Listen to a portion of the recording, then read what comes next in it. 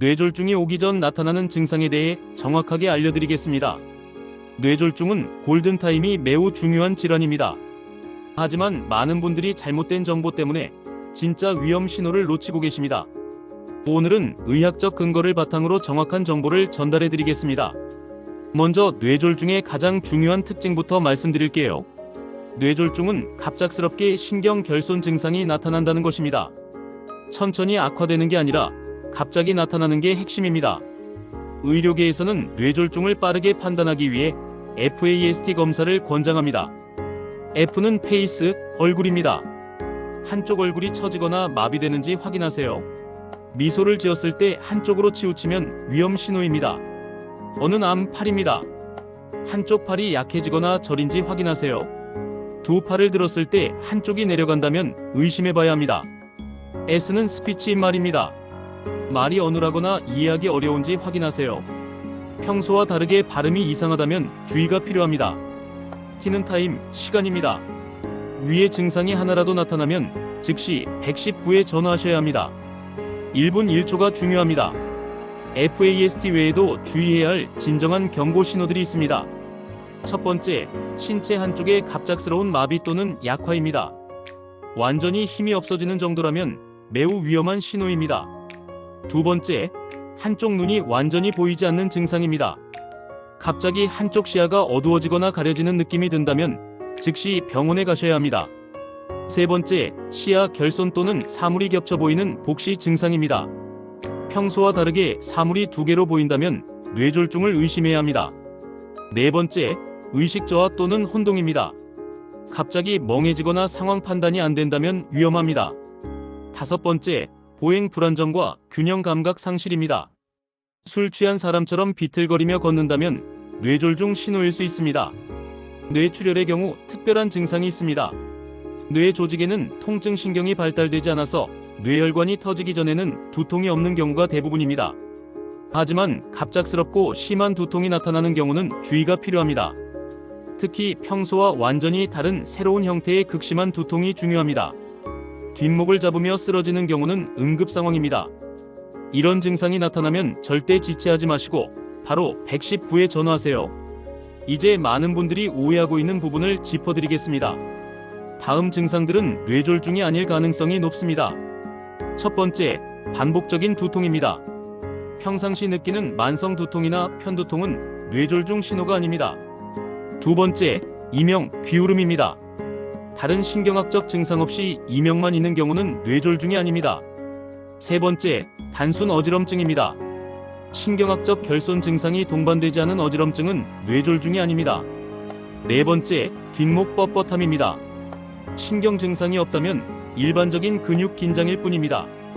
어지럼증 감별이 특히 중요합니다. 어지럼증이 있을 때 뇌졸중을 의심해야 하는 경우는 신경학적 결손이 함께 나타날 때입니다.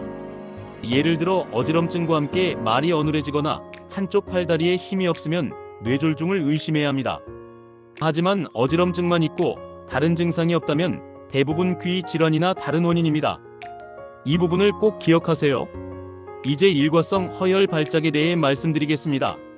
일과성 허혈 발작은 TIA라고 부르며 미니 뇌졸중 또는 경고 뇌졸중이라고 합니다.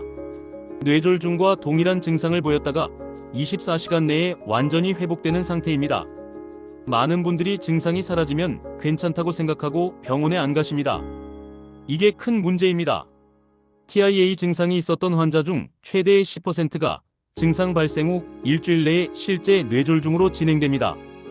따라서 증상이 사라졌다고 해서 병원 방문을 미루면 절대 안 됩니다. 증상이 잠깐 나타났다 사라졌어도 반드시 병원에 가셔야 합니다.